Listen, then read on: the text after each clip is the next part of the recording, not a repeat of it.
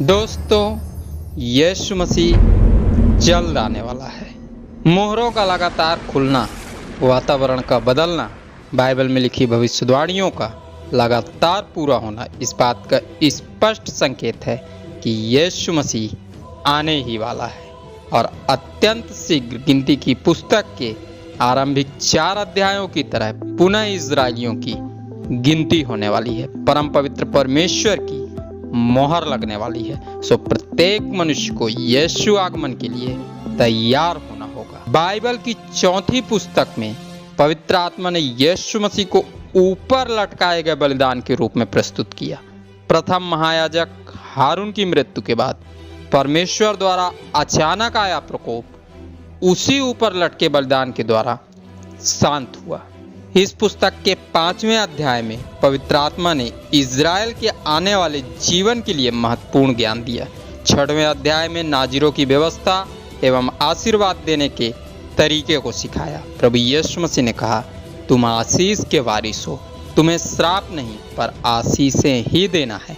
7 से 9 अध्याय में पवित्र मेमने की जानकारी दी गई। 10 अध्याय में तुरहियों के संकेतों द्वारा सिखाया गया परमेश्वर किस प्रकार मदद करता है।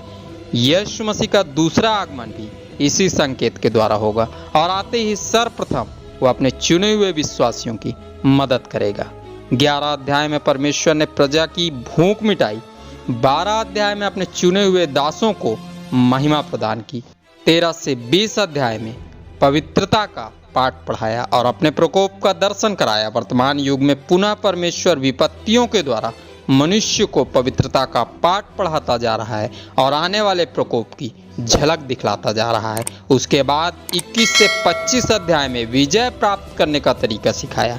दोस्तों, विजय वही प्राप्त कर सकता है जिसकी सहायता परमेश्वर करे और परमेश्वर उसी की सहायता करता है जो स्वयं को पवित्र करे।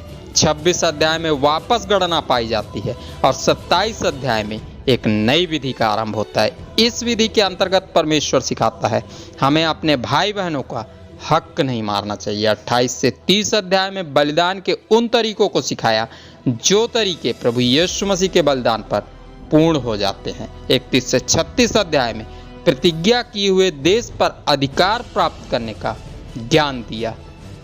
आने वाले दिनों में प्रभु यीशु मसीह आएगा, अपने चुने हुए प्रत्येक विश्वासी को स्वयं सिखाएगा किस प्रकार शैतान और उसकी सेना पर विजय प्राप्त करना है, किस प्रकार प्रतिज्ञा किए हुए देश में जाकर परम प्रधान की महिमा और स्तुति में अपना समय गुजारना है। सो आज बल्कि अभी से स्वयं के चाल चलन को पवित्र करके स्वयं को यीशु मसीह के स्वागत के लिए तैयार करना होगा। प्रत्येक सुनने वालों को प्रभु अपनी उत्तम आशीष से भरे। खुदावंद यीशु मसीह के नाम में आमीन।